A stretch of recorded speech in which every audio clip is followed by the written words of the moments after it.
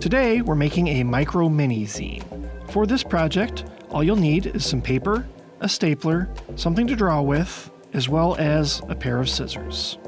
We're going to take our first sheet of paper and fold it in half, both hot dog and hamburger style. That should leave us with 4 quadrants on the piece of paper once we've unfolded it.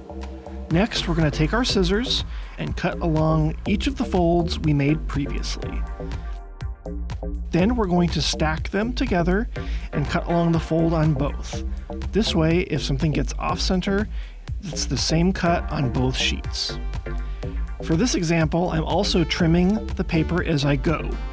That's not necessary for yours, but I'm planning to staple and make a one-off zine instead of something that I could copy and make multiples of.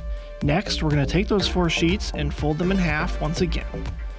We'll then stack them together like we did previously and cut along the line. We now have 8 pieces of paper, and that's going to be what makes up our micro mini zine.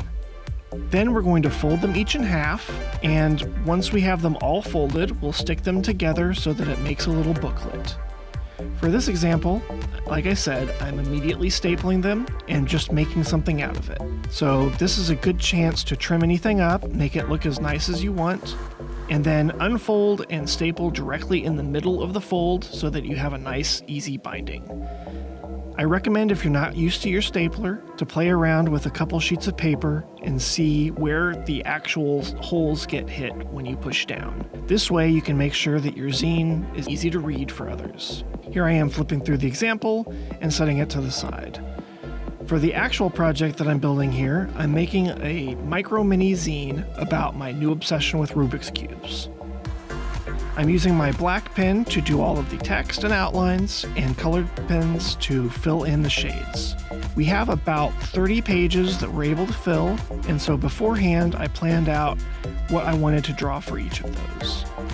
That makes about 28 usable pages, or 14 spreads. And so I was able to think about different steps and how to solve the cube so that I could explain it in detail while not being too overly thorough.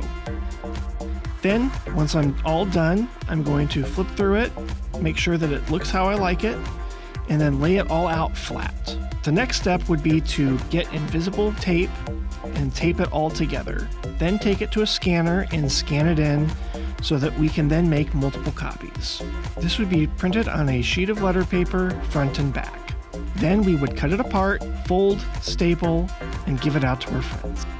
Thanks for following along, and I hope you have fun making your own micro mini zine.